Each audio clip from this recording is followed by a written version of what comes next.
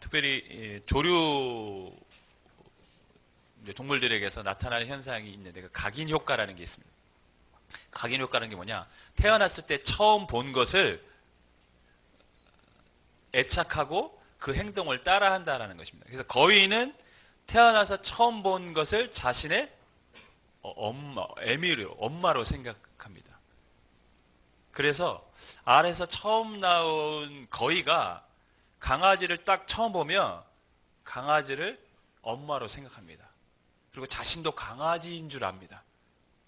그래서 강아지처럼 행동을 합니다.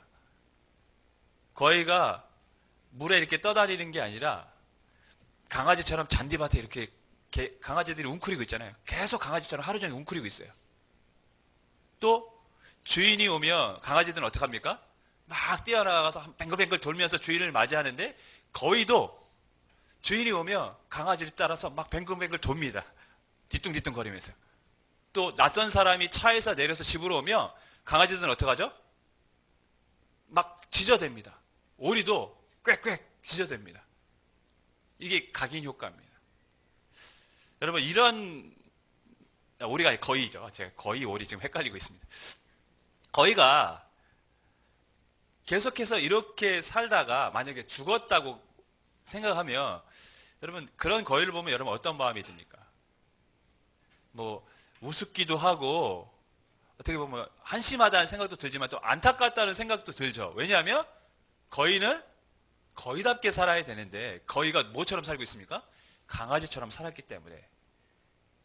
그러니까 거위가 거위답게 살아야 바른 인생이고 가치 있는 삶이지 거위가 강아지처럼 살아가는 거는 바른 인생이 아니고 가치 있는 인생이라고 하면 좀 우습고 가치 있는 삶이 일단 아니죠.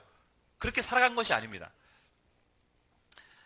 여러분 거위가 강아지처럼 살 수밖에 없었던 이유는 뭡니까? 자신이 누구인지를 몰랐기 때문이죠. 사람도 마찬가지입니다.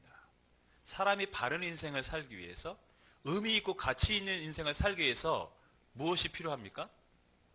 사람답게 살아야 되는데 그러기 위해서 먼저 알아야 될 게 뭐냐? 내가 누구인지를 알아야 되는 것이죠. 내가 누구인지를 알지 못하면 바르게 살 수가 없습니다. 거위처럼 다른 것을 모방하면서 살면서 마치 그것이 나인 것처럼 살아가고 있을 수도 있습니다. 저는 사람이 세상을 살면서 알아야 될 두 가지가 있다고 생각합니다.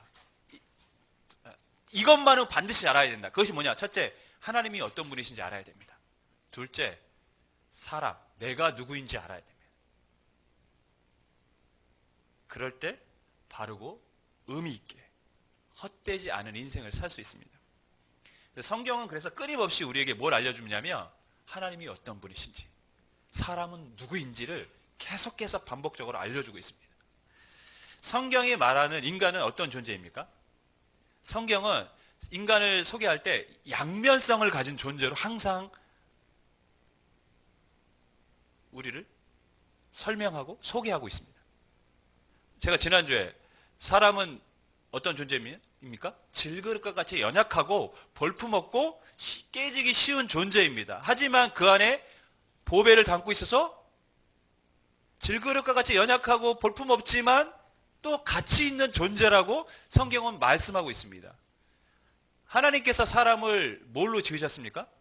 흙으로 지으셨어요. 그죠? 흙은 가치가 없습니다. 그래서 사람은 죽으면 뭘로 돌아갑니까? 흙으로 돌아갑니다. 하찮은 존재죠.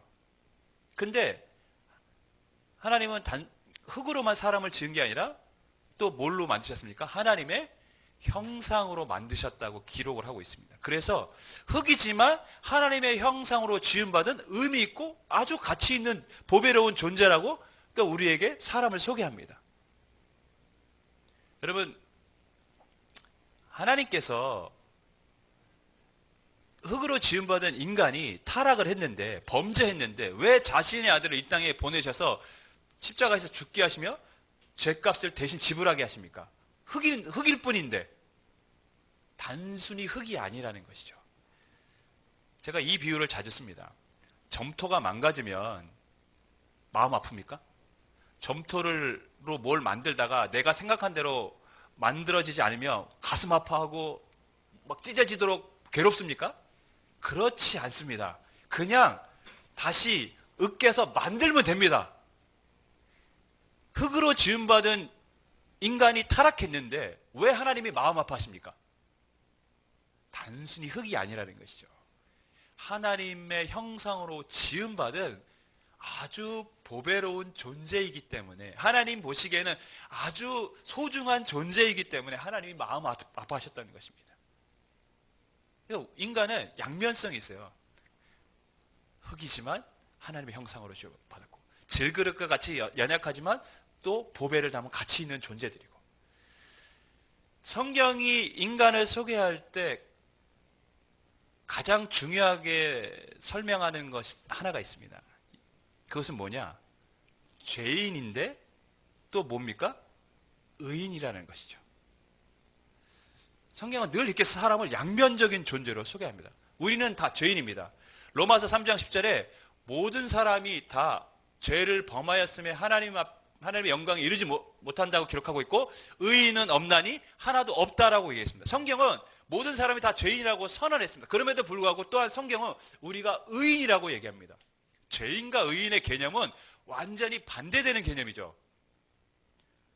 죄인은 죄를 져서 범법행위를 저질러서 범죄자라는 의미가 있는데, 의인은 죄가 없다라는 뜻입니다.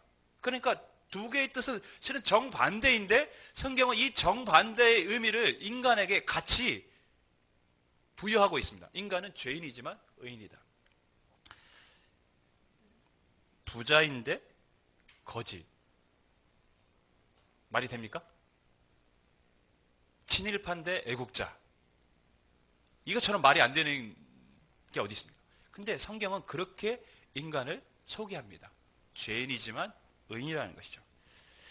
중세시대의 성자로 불렸던 프란체스코가 있습니다. 그의 일화에 이런 이야기가 있습니다. 그의 제자 중 한 사람이 기도하던 중에 환상을 보고 천국을 구경했습니다. 그런데 천국에 가니까 아주 빛나고 좋은 의자, 보좌가 딱 있는 거예요. 그래서 제자가 물었습니다. 예수님, 저 의자, 보좌는 누구의 것입니까?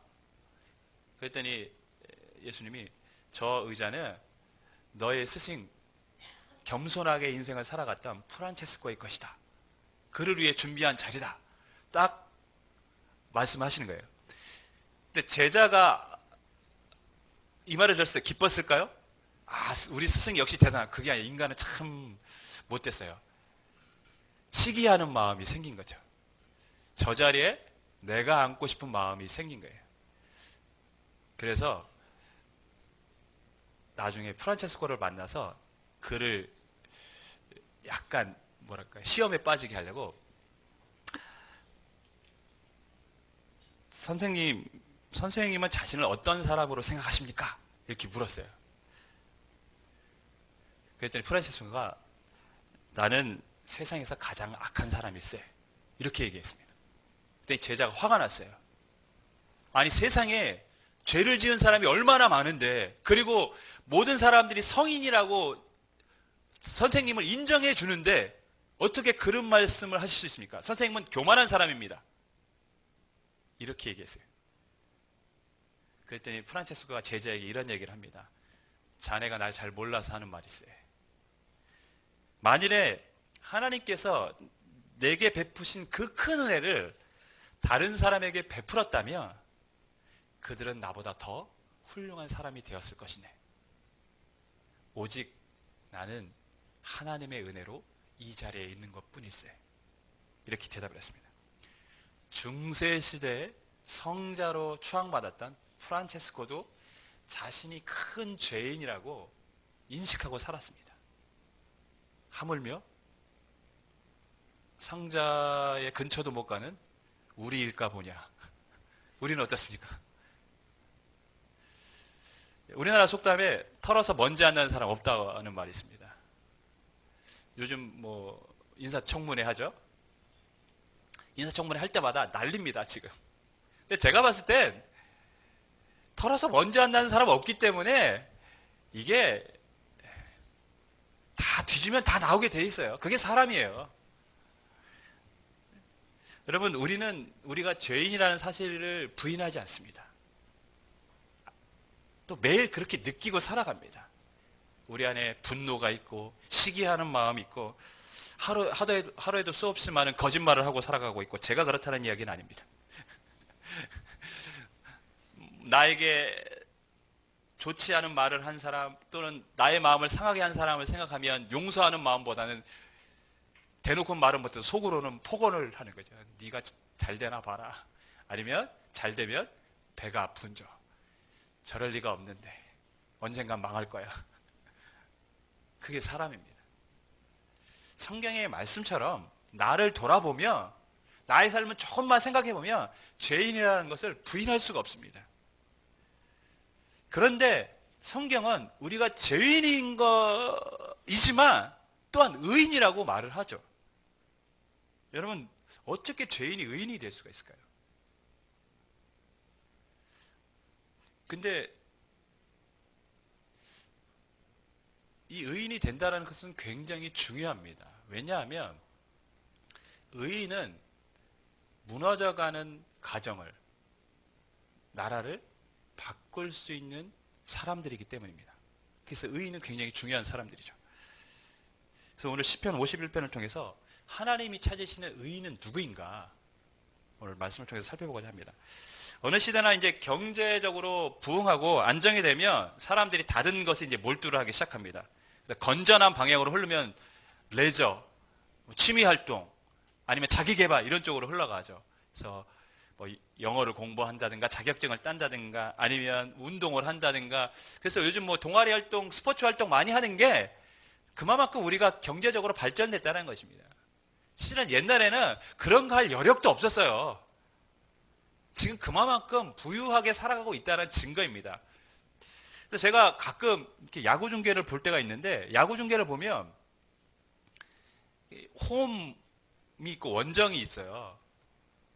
근데 어떤 분은 늘 TV에 잡혀요. 잠실에서도 잡히고 광주에서도 잡히고 부산에서도 잡히고 마산에서도 잡히고 늘 잡히는 분이 있어요. 팬인데. 그래서 저는 보면서 도대체 저분은 뭐 하시는 분일까? 근데 분명 아줌마예요. 저 남편은 같이 왔을까? 남편은 저거는 허락하고 있는 것일까? 뭐, 오늘날 이제 사람들이 그만 부유하니까 스포츠 활동도 하고 응원하는 것에도 이제 몰두를 합니다. 그래도 이것은 좀 긍정적인 방향입니다. 부정적으로 흘러가면 어떻습니까? 사람들이 향락과 사치하고 쾌락에 빠져갑니다. 그래서 술, 도박, 그다음에 음란한 것, 이런 것이 나라가 부강해지고 경제가 커져갈수록 나타나는 사회적 안 좋은 현상들이죠. 멸망당하기 전 소돔과 고모라 땅은 어떤 곳이었습니까? 한마디로 살기 좋은 곳이었습니다. 창세기 13장 10절에 이런 말씀이 있습니다. 이에 롯이 눈을 들어 요단 지역을 바라본 즉 소알까지 온 땅에 물이 넉넉하니 여호와께서 소돔과 고모라를 멸하시기 전이었으므로 여호와의 동산 같고 애굽 땅과 같았더라. 멸망당하기 전에 소돔과 고모라는 에덴 동산과 같이 살기 좋은 곳이었다는 것이죠. 그래서 그곳은 어땠습니까? 타락했습니다. 영어로 소돔 사람이라는 뜻, 소도마이트라고 하죠. 소도마이트가 소돔 사람이라는 뜻과 함께 또 다른 뜻이 있습니다. 동성연애자, 짐승들과 성관계를 하는 수간자라는 의미도 같이 담겨져 있습니다. 그만큼 소돔이라는 땅은 어떤 땅이었다는 것이죠? 성적으로 엄청나게 문란했다는 것입니다. 살기 좋은 곳이었는데 살기 좋으니까 사람들이 딴짓을 하기 시작합니다. 그게 사람입니다, 여러분. 편안하면 딴짓하기 시작합니다. 사람이 여유가 있으면 하나님 잘 섬길 것 같죠? 안 그렇습니다, 여러분. 사람은 좀 고난이 있어야 돼요. 그래야 하나님을 붙잡습니다. 그래야 하나님 앞에 기도합니다. 고난이 없으면 사람은 흐트러지기 시작합니다. 그리고 뭐라 그럴까요? 매너리즘에 빠집니다. 즉 하나님을 간절히 찾지 않습니다. 습관적인 신앙생활을 하게 되어 있습니다. 여러분, 소돔 땅이 얼마나 문란했냐? 하나님께서 심판을 알리기 위해서 천사 2명을 보냈습니다. 그래서 롯의 집에 머물었어요. 그때 소돔 사람들이 두 사람이 온 것을 보면서 다 롯이라는 사람의 집에 몰려들었어요. 그러면서 뭐라고 외칩니까? 그 두 남자를 밖으로 끌어내라. 우리가 그들하고 성적인 관계를 맺겠다. 이 남자들이 2명의 남자가 들어간 것을 보고 끄집어내라고 하면서 우리가 그들하고 성관계, 동성연애를 할 테니까 끄집어내라고 공공연하게 소란을 피웠어요. 부끄럽지도 않은 것이죠. 그만큼 소돔이라는 땅이 부패했다는 것입니다. 네, 한술 더 떠서 롯은 어떻게 했습니까? 그 마을 사람들에게 여기 결혼하지 않은 남자를 알지 못하는 내 2딸이 있으니까 2딸을 내 보낼 테니까 당신들 마음대로 하고 이 2 남자는 건드리지 마세요. 여러분, 이게 상식적으로 아버지가 할 소리입니까? 어저께 제 일해가 저희 딸이 제가 사무실에 있는데 커피를 이제 사갖고 와서 엄마가 이제 아빠 커피 갖다 줘라 해가지고 커피를 갖고 온 것 같아요. 그래서 아빠 커피 드세요 하고 커피를 갖고 왔어요. 여러분 얼마나 귀엽습니까? 생각만 해도, 그죠? 귀여워요. 근데 그 아이가 딱 봤는데 눈물이 그렁그렁한 거예요. 그래서 이래야 왜 그래? 왜 울어? 무슨 일 있었어? 그랬더니 말을 안 하고 그냥 이상한 옅은 눈물과 함께 미소 쓱 지면서 가는 거예요. 근데 마음에 남아 있었어요. 왜? 딸이니까. 그래서 왜 울었지? 그래서 제가 자기 전에 물었어요. 이래가 커피 갖고 왔을 때 눈물이 그렁그렁 하던데 왜 울었냐고. 그랬더니 우리 아내가 아주 충격적인 이야기를 했습니다. 스마트폰 오락을 금지시켰더니 그렇게 눈물이 그렁그렁 해가지고.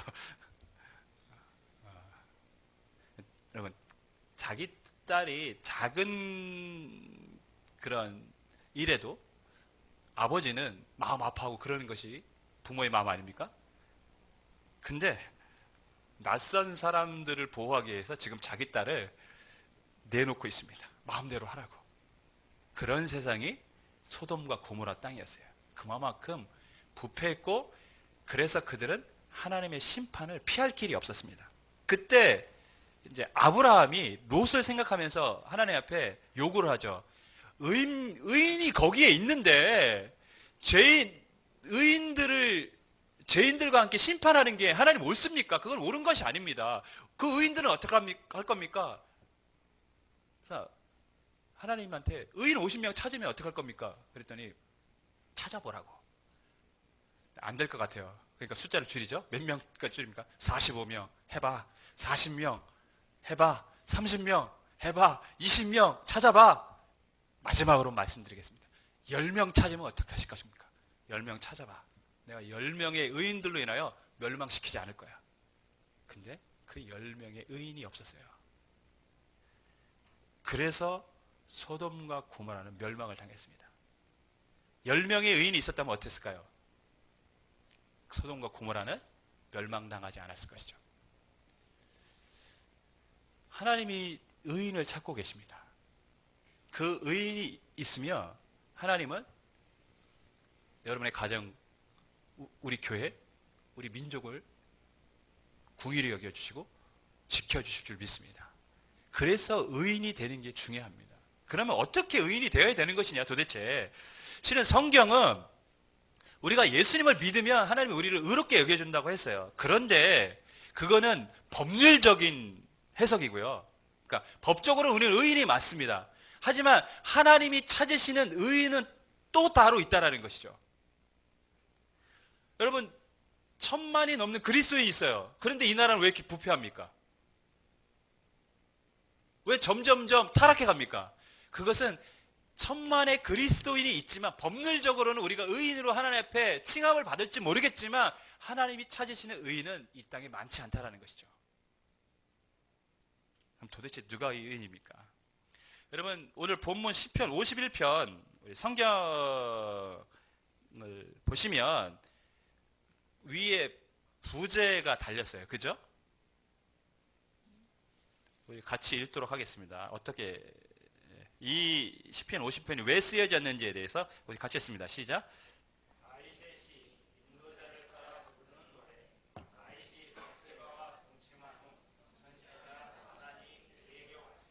이 시편 51편은 다윗이 밧세바와 동침하고, 이 밧세바는 남의 남자의 아내잖아요. 동침하고 선지자의 책망을 받고 난 다음에 쓰였던 시가 바로 이 시편 51편입니다. 여러분, 다윗의 부하들은 전쟁 중이었어요. 그리고 자신은 성에 남아 있었습니다.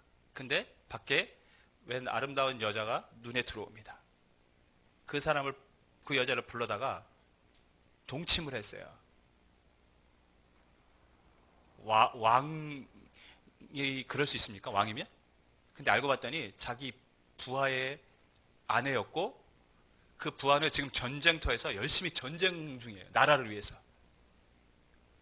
다윗은 이것을 은폐하기 위해서 어떻게 합니까? 부하를 전쟁터 맨 앞에 내보내고 다른 사람들 다 퇴각시켜 버렸습니다.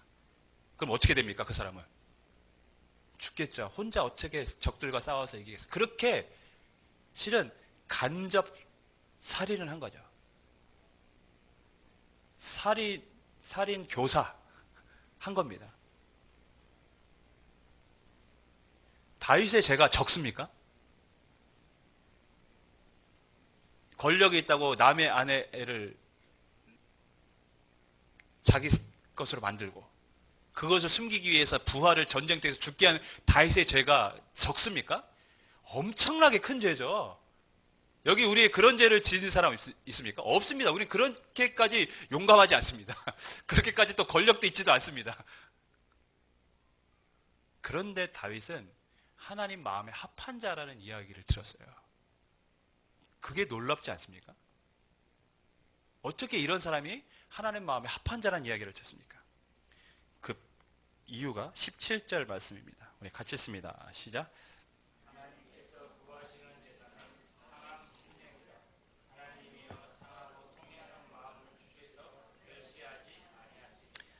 다윗은 이 선지자가 와서 당신이 엄청나게 큰 죄를 저질렀습니다라는 이 책망의 말을 듣고 감히 왕에게 그런 이야기를 해? 라고 선지자를 감옥에 가두거나 죽인 게 아니라 그 말을 듣고 마음에 찔려서 자기의 침상을 다 눈물로 적실 만큼 하나님 앞에 회개하고 통회하고 하나님 앞에 기도했습니다. 하나님이 왜 다윗을 자신의 마음에 합한 사람이라고 했을까요? 다윗에게는 상한 심령, 자신의 죄악을 아파하는 마음이 있었습니다. 그 아파하는 마음을 하나님은 보셨고 그것을 하나님께서 받으신 것이죠. 하나님이 찾으시는 사람은 완전한 사람이 아닙니다. 완전한 사람은 존재하지 않습니다. 어느 누구도 하나님 앞에 자신의 행위로 의롭다 칭함을 받을 사람은 없다라고 성경은 말씀하고 있습니다. 여러분 할 것 없이 아무리 우리가 이 땅에서 잘 살아보려고 해도 하나님 보시기에 의인이라고 칭함을 받을 길이 없습니다. 하나님이 찾으시는 진정한 의인은 누구입니까? 상한 심령을 가진 사람들입니다. 죄인이 어떻게 의인이 될 수 있습니까? 그게 참 성경이 말하는 아주 기가 막힌 이야기입니다. 죄인은 자신의 죄를 저지른 범죄자일 뿐입니다. 그런데 그 죄를 깨닫고 아파하는 사람, 자신의 잘못을 뉘우치고 하나님 앞에 회개하는 사람, 그 사람이 하나님이 찾으시는 의인이고 하나님이 그들이 있을 때 이 나라를 지키고 보호해 준다고 약속하셨습니다. 그래서 이스라엘이 멸망되기 전에 하나님께서 겸손하게 하나님 앞에 회개하고 기도하는 자들이 있으면 내가 너희를 고칠 것이다 라고 약속해 주셨습니다. 여러분, 주님이 찾으시는 의인이 누구입니까? 삶이 완벽한 사람이 아니라 어쩔 수 없는 죄인이지만 그 죄악을 아파하고 하나님 앞에 상한 심령으로 나아가는 사람들. 하나님은 그 사람들을 의인으로, 진정한 의인으로 불러주시는 줄 믿습니다. 예수님께서 성전에서 바리새인과 세리가 기도할 때 누구의 기도를 받으신다고 했습니까? 세리의 기도를 받으신다고 했어요. 바리새인은 자신이 사람들 보기에 의인이라고 생각했고 그것을 자랑했습니다. 나는 경건한 사람입니다. 나는 11조도 이렇게 하고 나는 금식도 매일 이렇게 하고 있고 나는 율법도 이렇게 잘 지키고 있고 저기 있는 세리와 비교하면 저는 얼마나 경건한 삶을 살아가는지 모릅니다. 하고 떳떳하게 하나님 앞에 기도했어요. 그리고 삶이 진짜 다른 사람들 보기에 훌륭해 보였습니다. 근데 반면 세리는 어떻습니까? 하나님, 저는 죄인입니다 하고 감히 머리를 들 수가 없었어요. 그래서 머리를 받고 하나님 앞에 죄인임을 통회하면서 기도했습니다. 그때 주님이 뭐라고 말씀하십니까? 하나님께서 세리의 기도를 받으셨다라고 말씀하셨습니다. 하나님이 찾으시는 사람은 행위가 완전한 자, 하나님 앞에 흠없게 살아가는 자가 아니라 그런 사람은 존재하지도 않습니다. 존재할 수도 없습니다. 나의 연약함을 깨닫고 하나님 앞에 그 나의 죄악의 아픔을 가지고 주님 앞에 기도하는 자, 나의 죄악, 가정의 죄, 교회의 죄, 이 민족의 죄악을 끌어안고 하나님 앞에 아파하며 기도하는 자, 그렇게 하나님 앞에 나아가는 자, 그런 사람을 찾으시고 그런 사람이 있을 때 하나님은 개인을 변화시키고 가정을 변화시키고 교회를 변화시키시고 민족을 변화시켜 주시는 줄 믿습니다.